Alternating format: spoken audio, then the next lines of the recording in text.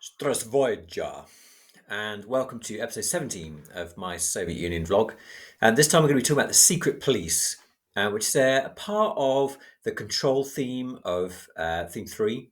And so you might well get questions asking about whether the secret police were the most effective form of control that the Soviet Union authorities used.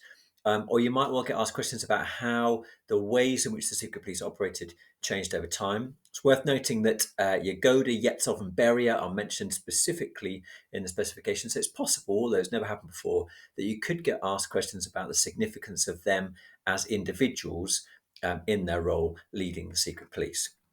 Some of this has already kind of been covered a little bit with Stalin's purges. It's mentioned a little bit in the de-Stalinization stuff of Khrushchev, and even actually in the early years of Lenin's regime and establishing control. But we're going to try and pack quite a lot in, so let's go. First of all, it's worth saying that secret police, when we say that, what we mean are a police that has no transparency of actions, that they can arrest and imprison and punish without record of what's happening. So they're not a secret organization, very much an organization that people know about and fear, and that's the whole point of them. That the atmosphere of terror, this is another important point, the atmosphere of terror that's established is really as important, I think, as the actions themselves. So both those things are significant. Even if the actions change, if people remain fearful, then there's still a police state in place. So secret police were established by Lenin, of course, enlarged massively under Stalin, where terror became an essential feature of his regime. And then afterwards, they become less cruel, I guess, less violent, certainly, but they remain a key part of Soviet life right through until 1985. So Lenin established the Cheka in 1917 under the leadership of Felix Dzerzhinsky, initially as a short-term necessity, or at least that's what they said. In the Civil War, they were given powers which established them as kind of a secret police, almost operating independently of other organizations. And their activities really took off after the attempted assassination of Lenin in August 1918 by Franja Kaplan, leading to a wave of arrests, particularly focused on the SRs and the Mensheviks, other socialist parties. Up to 200,000 people were shot during that period. And in fact, execution became the rule rather than the exception straight away, really, for the secret police.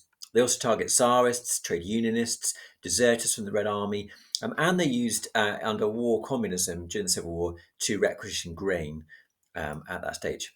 In 1922, they're revamped as the GPU, and then in 1923 as the OGPU. And these reorganizations were really a way of establishing their independence from other state institutions. Stalin, of course, takes this organization and sort of structure, this footprint, and expands it hugely. Their power is expanded in 1934 when he merges the OGPU with the Interior Ministry, creating the NKVD.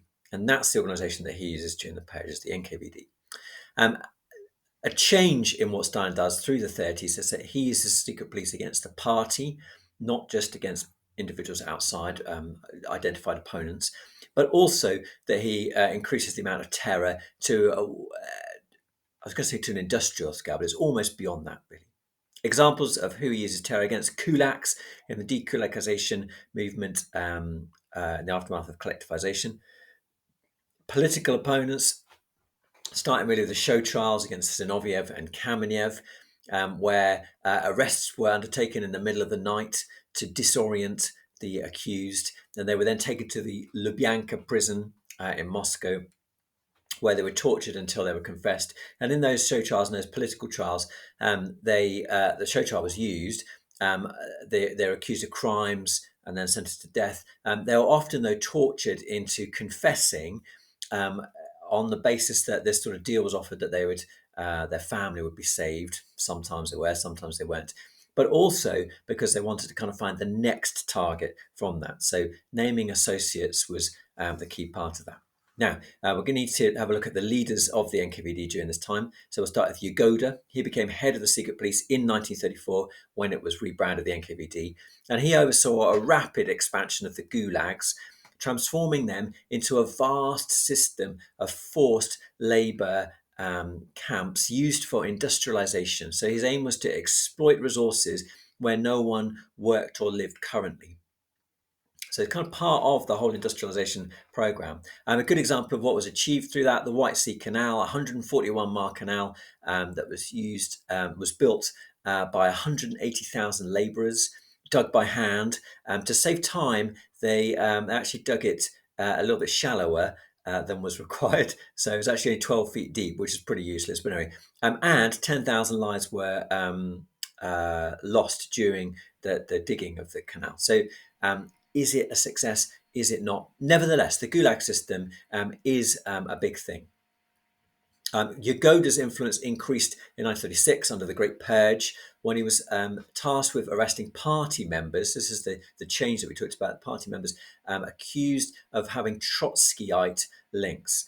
But Yagoda was a little bit reluctant, perhaps a little bit unenthusiastic, maybe just a bit too concerned with procedure. And so he was removed from office and replaced with Nikolai Yezhov. Yagoda was executed in 1938, by the way. Nikolai Yezhov is in charge of the NKVD during the most excessive phase, what was called the Yezhovshchina, the Yezhovshchina, or the Great Purge. He sped up the process of arrest, trial, and imprisonment hugely, making these courts, the Troika, made up of 3 people, one of whom would always be the local NKVD boss. In 1937, as an example of the speeding up, the Karelian Troika, Karelian is Karelian, processed Troika, by the way, Troika. They processed 231 prisoners every day.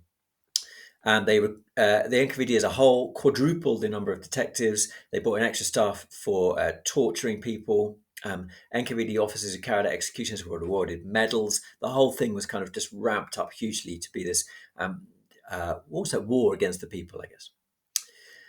Under Yezhov, the people that were considered opponents of the revolution included people who failed to show sufficient commitment to the revolutionary cause. A clear message was being sent to the Soviet people that if you stepped anything out of line, or even looked like stepping out of line, then you would your freedom, your life was under threat. So this is the very nature of terror, I guess. Yezhov infamously liked torturing suspects himself. On one occasion, he turned up to a Politburo meeting with blood still on the cuffs of his sleeves. These excesses and the fact that the Great Terror got kind of out of hand by 1938 concerned Stalin that actually it was doing more damage than good. And so Yezhov was dismissed. He was accused personally of taking the terror too far. And probably there's a bit of that in it, but also he was trying to do that to impress Stalin, and Stalin wasn't stopping him. So there's also that element of Stalin using Yezhov as a scapegoat to reduce the terror. Yezhov was replaced with Beria, a man with great organisation skills, as well as a horrible personality. Let's not dwell on that, though. He was actually presented as someone who was going to come in and curb the excesses of the secret police. And he did feel that indiscriminate arrests were a waste of manpower and that they needed to be more productive. So under Beria, things are more organised, more ordered, more strategic, perhaps. He tried to make the Gulag more profitable. So he introduced food rations to try and get the maximum work out of prisoners.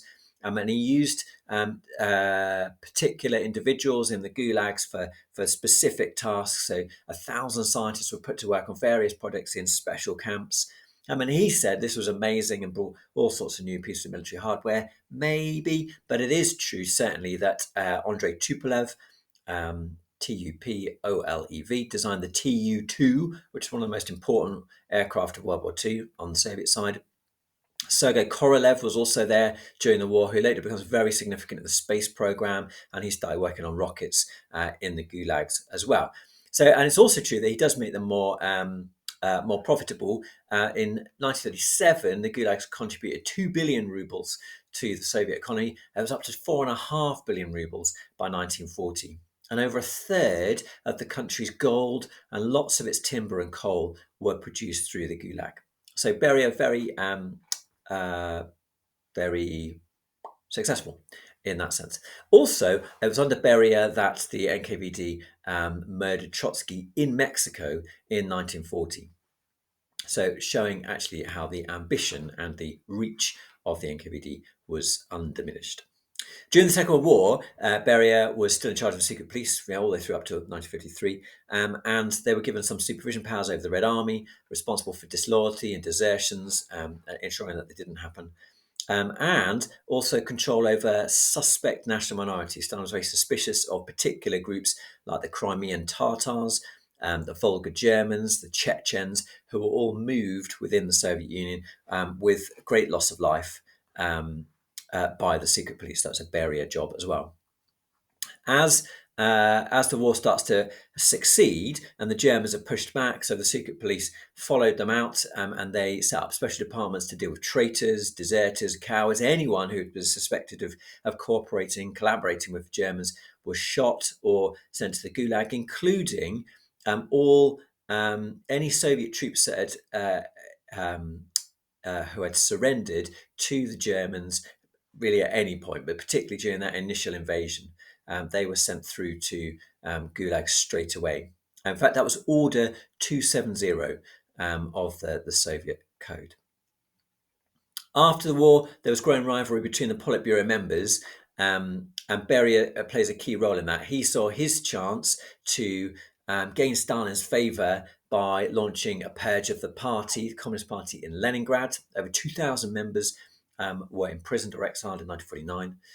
But there are also suspicions that Beria's time might have been kind of running out. The Mingrelian affair in 1951 was a purge of the party, Communist Party in Georgia, and involved the ethnic group that Beria was from. That said, in 1953, Beria's power and influence was massive when Stalin died. He controlled the secret police, Soviet spies around the world, the Gulag system. He had a lot of industrial power through that. And so because of that, that's why he's both initially one of the key players in the collective leadership, but then very quickly removed by the others because they fear him so much. He actually accused Khrushchev of being a moon-faced idiot, which I wanted to let you know. But of course, underestimated Khrushchev, who wins out in the end. I think we'll just finish this bit and then I might finish the video and we'll do later on secret police stuff in the next one. So with Beria removed from power, the Politburo was able to limit the independence of the secret police, and they brought the secret police back under the control of the party and answerable to the Soviet Security and Intelligence Service, which is the KGB. So that's a change that's made there. Khrushchev then got rid of the Gulag system and removed forced labor, so they also lose their economic influence, and that never again plays a part in the Soviet economy. The Lubyanka was also closed down as a prison. The last person to be held in the Lubyanka apparently was Gary Powers, whose U-2 spy plane was shot down in 1960. So we'll leave it there, and rather than making this a huge episode, we'll pick it up again next time, where we'll talk about Andropov and his suppression dissidents and look at the change in continuity in secret police over the period. Thanks so much. See you next time.